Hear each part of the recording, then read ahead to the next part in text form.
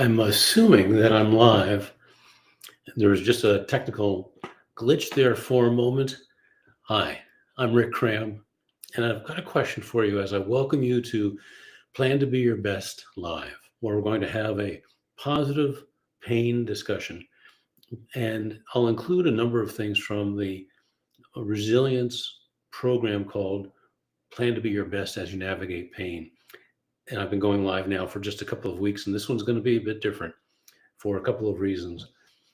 And including how I'm in a lot of pain today, and I'll get to that in just a moment. So this is going to be an interesting time together. I want to thank you for being here, whether you're with me now live or if you're watching the video. I appreciate you tuning in, to use an old phrase, and to join me for some time to think about your resilience, as I'm going to be thinking about my resilience in this challenging day. And I'd like to ask you a question. Do you think some people are born more resilient than others? That's a question a good friend of mine asked me recently, and it's an excellent question. It's one that I think an awful lot about, and it's often a topic that gets talked about when I'm a resilience coach for someone or a caregiver for someone. We almost inevitably always talk about, how did I get to be as resilient as I am? Or how do I get to be more resilient because I need to be, given the pain I'm experiencing, the grief that I'm experiencing, or perhaps it's the stress that I'm experiencing? How do we take a look at and understand, basically, how do I build my resilience from here? And the interesting thing is, there are a couple of answers to this question. Are we born more resilient than others? Or how do we get to be as resilient as somebody else? As we go through this, and I'll share with you a couple of different sides to this question and the answers to this question, because there's an opportunity for us to actually, in this time together, to actually experience more resilience and take some steps towards growing it. For me, the answer is both very personal and very practical. I'm sitting here in a lot of pain today. If we're connecting for the first time, the seventh surgery on my left knee in 2019 has left it in a state of trauma. No solutions just yet. I'm talking to doctors regarding some new possibilities, all of them possibilities and options that I never thought I'd even give a thought to. But I'm in so much pain every day that I'm in a situation where, with the knee in a state of trauma, I'm experiencing trauma, and it's greatly affecting my quality of life. So as I'm here thinking about this question about resilience, and perhaps that's why you're here too, we're going to find something out here. One is that the more we think about it, the more we talk about it, think about, how do we reach a higher level of resiliency?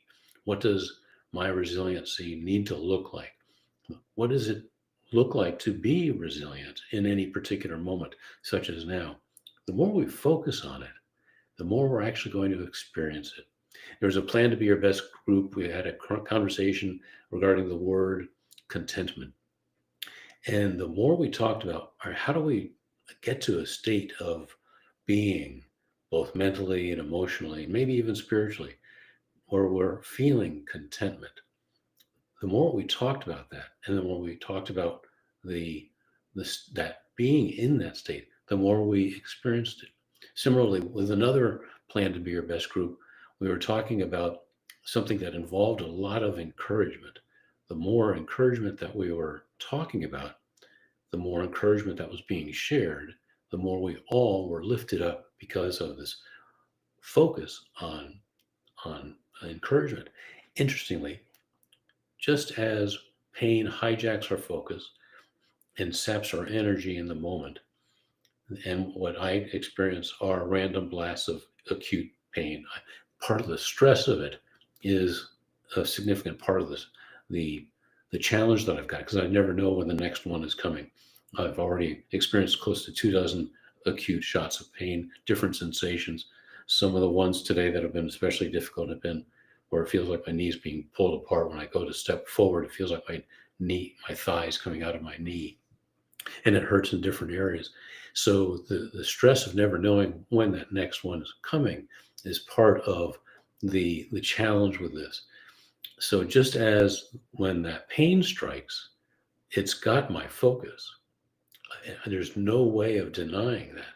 There's no way for in that moment of acute pain for my mind to not be captured by it. But the good news is that I always have choice of the next thought. And that's part of what resiliency is all about.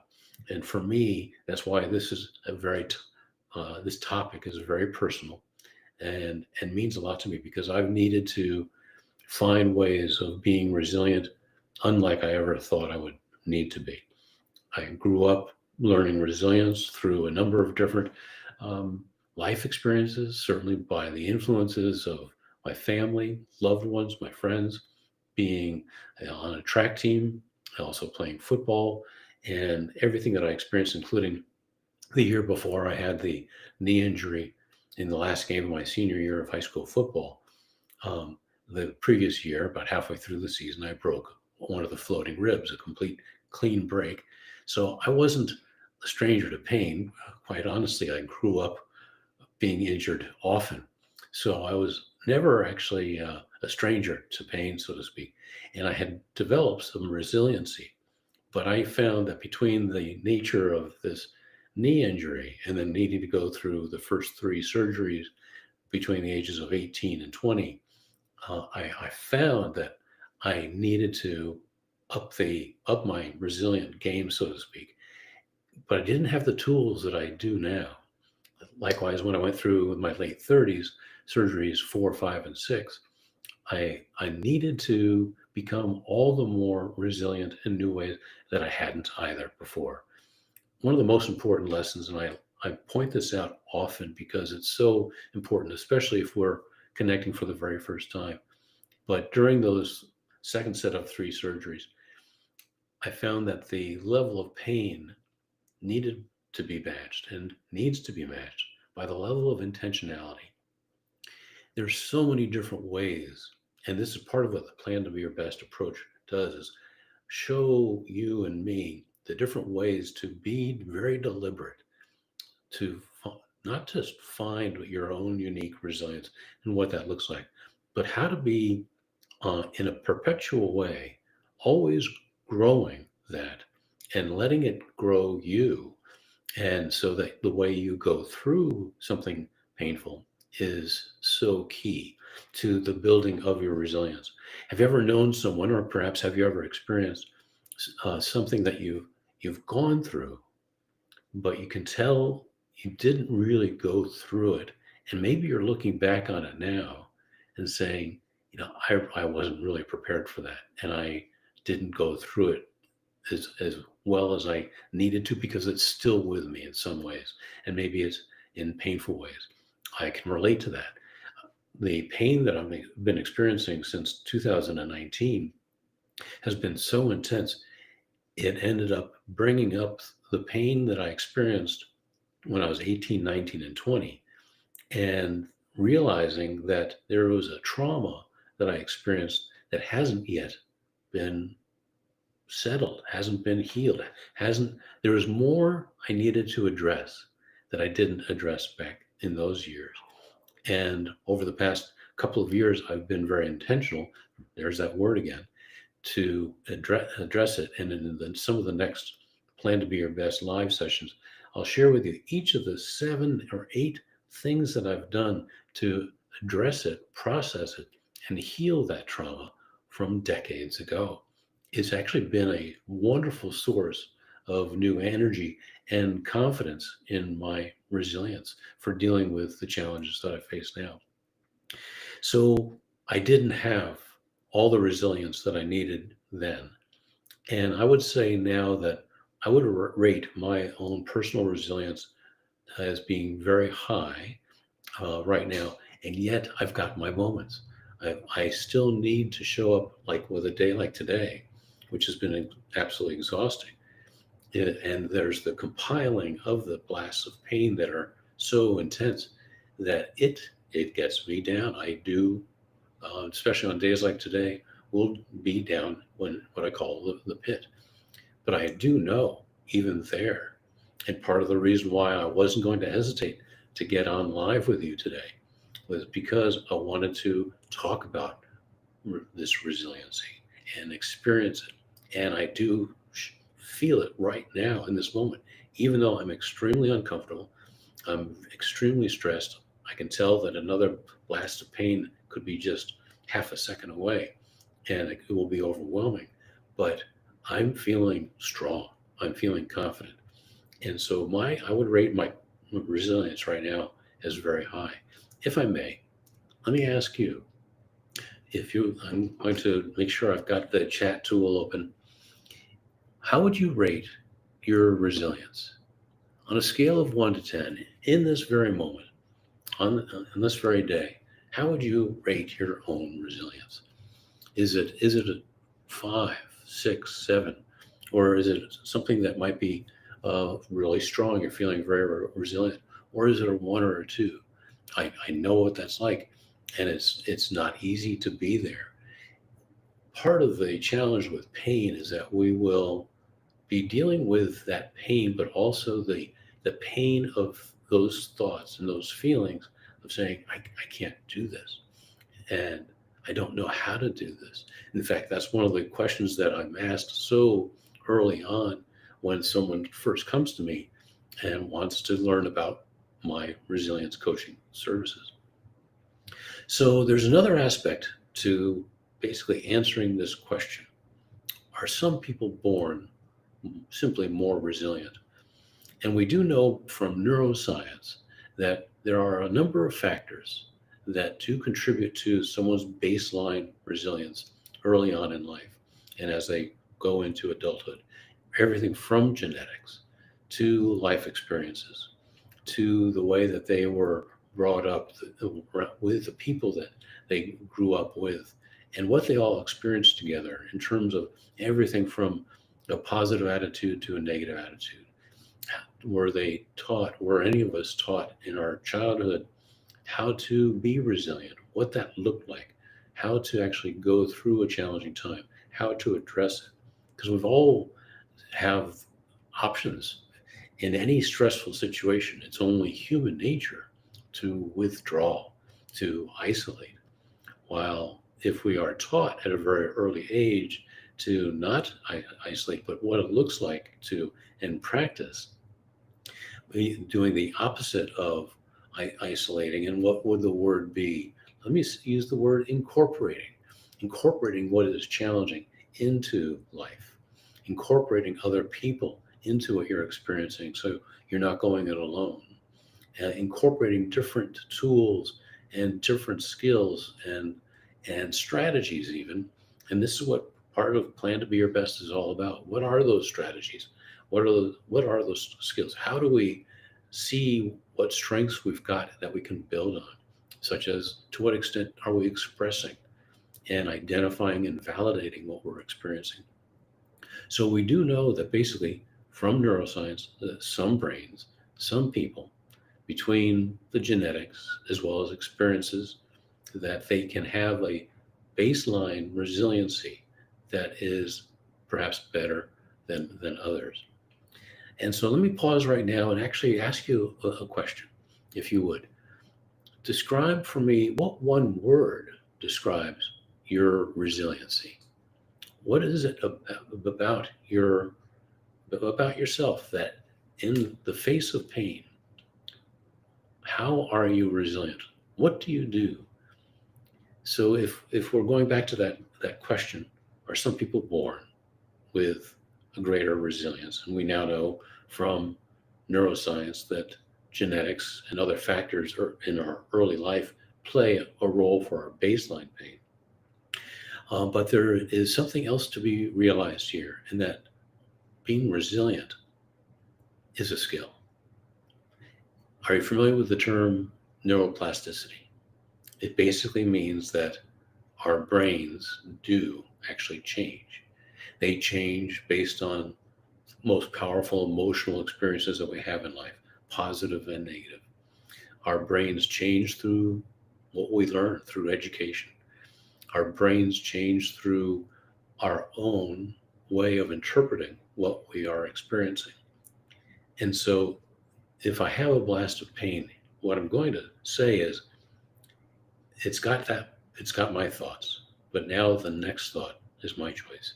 And when we do that, dealing with pain, we are flexing that intentionality muscle, being deliberate, but it's also flexing that neuroplasticity that lets us start to create some new patterns, positive patterns, and using our strengths that are basically innate strengths. We've got two innate qualities to actually take advantage of.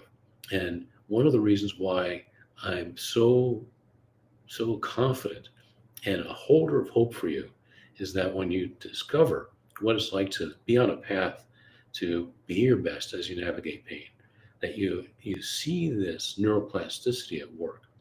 You see and experience your own unique resilience forming. And this is basically why, actually, there's a few reasons why I created a plan to be your best as you navigate pain. One, I was asked to by one of my corporate clients. They're 50 of the top managers for a major national bank. Were going through a very painful time, and they needed to have new strategies and skills on how to lead themselves and others, no matter how tough things got. And things were very tough for them.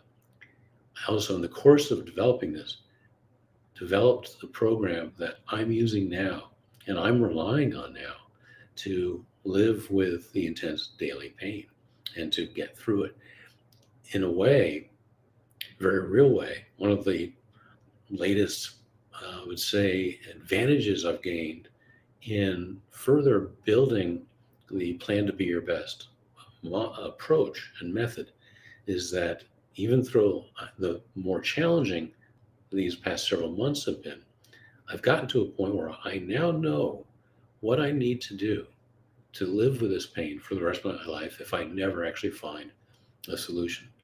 As I mentioned the other day, I've been talking to doctors about, and it's not going to be something that I pursue, is a knee fusion because the doctors say that I'm still going to have the pain. There are some other more serious and uh, options that I'm looking at. I'm looking at everything, but there are some that I wish I wasn't having to look at. I'm taking this as a process to explore what I'm prepared to do and what I'm prepared to live with. But to get back to the key point here, I have identified the variety of things that I need to do to be resilient and thrive, even with the daily pain that I have, if I never find a solution. This is one of them. Encouraging you, sharing what I've learned about resilience, sharing what I've learned about how to thrive with intense daily pain is one of the things that keeps me going.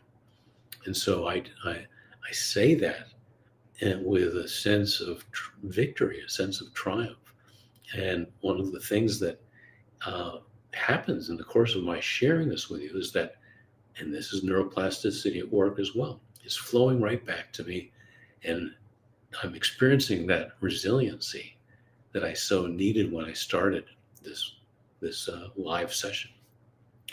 So to recap where we're at so far with this, are people born with a greater sense of being resilient, better skills and so forth? Genetics, early life experiences, the people that we grow up with, those are all factors. There's also the neuroplasticity at work, which means we've got a say. It's more than a say, actually. We've got the skills and strengths to grow in a perpetual way, our ability to be resilient in our own unique way, your own unique way. And so there was another question my friend had that, what was it? If we go through struggles, do we necessarily become more resilient automatically? There is a huge maybe here. The answer is basically an if, and it has to do with if you go through a struggle or something painful, and maybe that's even the way to phrase it right there. If you go through it and grow through it, you can gain new ways of strengthening your ability to be resilient. Have you ever gone through something and realized, you know what, I gained so much from that? I grew, my character is stronger. I know more about myself now. And that's actually a rich part of who you are, a rich part of your life. And yes, you've got more resilience. But what if you went through whatever you did in a different way? Maybe it was so painful you did isolate. What if it was so painful and you didn't have the support system around you? These are some of the factors that bring about answers to that if. We can go through struggles. We can suffer. And by suffer, I mean to experience something very painful. But the other definition of the word suffer is to allow. One of the things that I'm always working on every day is to allow the pain to happen. And I bring it with me forward instead of trying to ignore it or stay trapped in that storm, that tempest of thought and emotion. The more I can trade that fight for flow, then I'm actually allowing it in a positive way. And that doing that actually further reinforces my own confidence in my own unique resilience. What is it that you might be going through now? And I'll answer any questions that you've got if you'd like to share a thought. What is it that you're going through that's especially challenging now? And you might be asking those questions. How do I do this? Or how do I heal this particular wound? How do I take this experience and turn it for good? How do I take it to not only be resilient, but to not waste the pain? One way, and this is one of the key aspects of the plan to be your best approach, are the 3 steps of resilience. And it is simply tune in, plan, and be your best. 3 seemingly simple steps, but what we do in each one of them is powerful. Why don't we do this together? I'll actually benefit from it myself, and you don't have to do it exactly as I do. There are numerous ways of using the 3 steps of resilience. Let's tune in to what we need. Then we'll move into the plan step, and then we'll be our best. We will follow through on it. When we tune in, we take time to really listen to our thoughts, pay attention to the feelings. What is it that we're experiencing? What are the needs that we have? For example, the pain that I'm experiencing is, and this is where I'm very deliberate. There are words I won't use to describe the pain. Lately have been in a positive pattern of saying, I have no words for the pain. To feel agony, if that's the emotion that I'm feeling, that's the physical feeling in sometimes a dozen different ways. When I'm feeling agony, I'd rather focus though on the words that I can use to describe my resilience. So what is it that you are experiencing? What is it that you might be suffering? And then think about what you need, just as I need to take my validating what I'm experiencing, but then turn it into something positive, which is going to create energy for my resilience. When you do that, you're creating energy for your resilience. So I know what I need. I need to reduce my stress. I need to talk about resilience.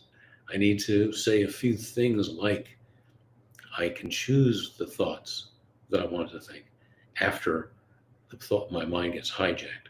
I can choose the emotions after I deal with everything from the grieving and the heartache of the loss of comfort, not being able to go for walks and so forth. The taking that and then stepping into that second step of plan. What can I do now that's going to lift me up, such as talking to you? This is lifting me up to be able to share all of this with you. I'm not wasting the pain. There are dozens of things in my resilience toolkit that I tap. Everything from choosing something that I'm thankful for and focusing on that, having an attitude of gratitude, journaling. I find journaling to be very, very helpful. I'm always thinking about what else can I focus my mind on. Sometimes it's prayer. Sometimes it's calling a friend or writing a text or an email to a friend just to say hi. Sharing a piece of music with a good friend and putting on music. Working out is one of the best things that I can do. I am able to do some exercises mostly from the waist up, but the more I'm working out with weights, I'm focusing on the reps. I'm focusing on the number of reps. I'm focusing on the breathing that I'm doing when I'm pushing to try to reach 57 reps of one particular exercise. That completely wins back for me my focus, and it's sparking new positive energy.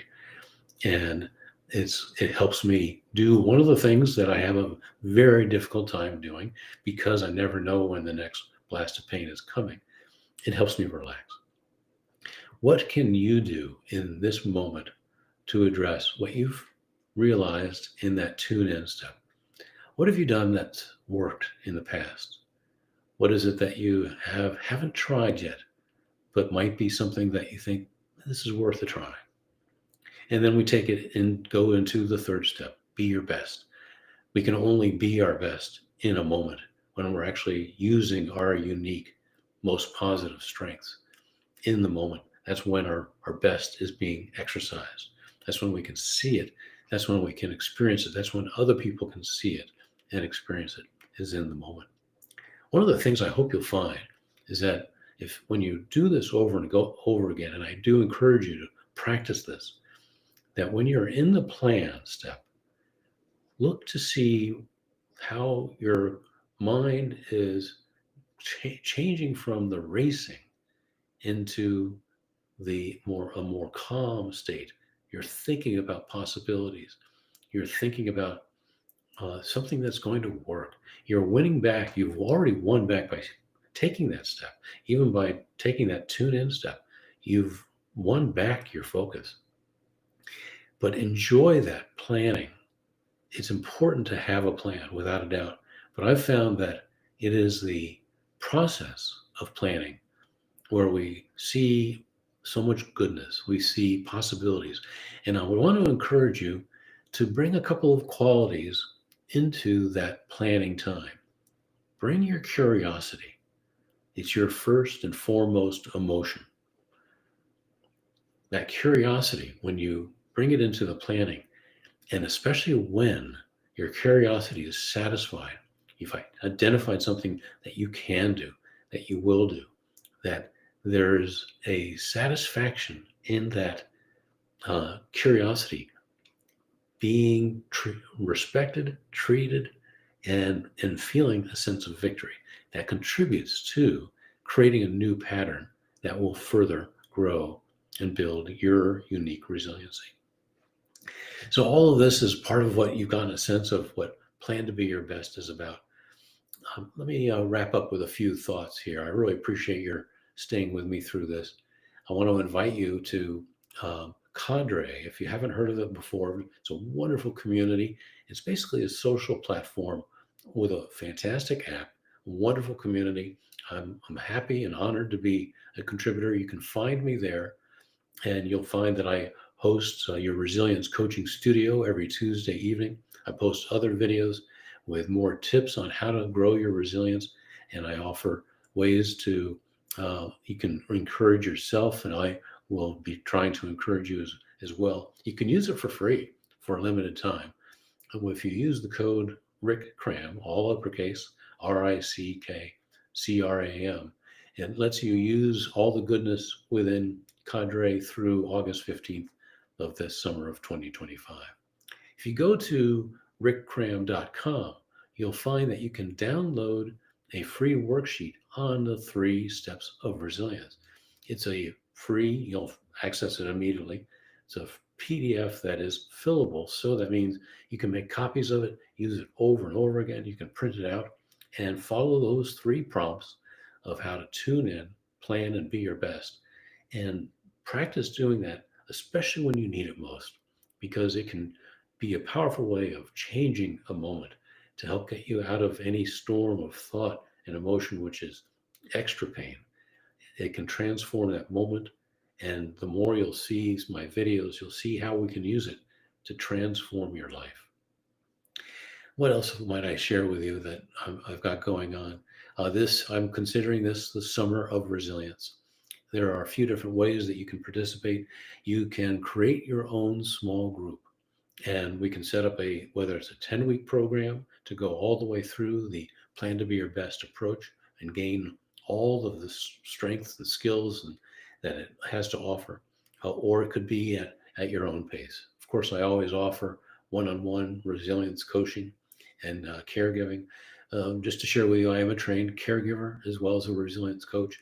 And one of the things that I've done in my corporate life as a communications expert, I found that there are a number of ways, there's numerous ways that the strategies used to communicate effectively, whether it's through a marketing campaign or a speech, presentation, or motivating people at a team building event, those same communication strategies and skills apply to how we communicate in our own internal monologue, our own thoughts, ways that are encouraging, ways that are um, strengthening our conviction, are satisfying that urge to find more strength and energy.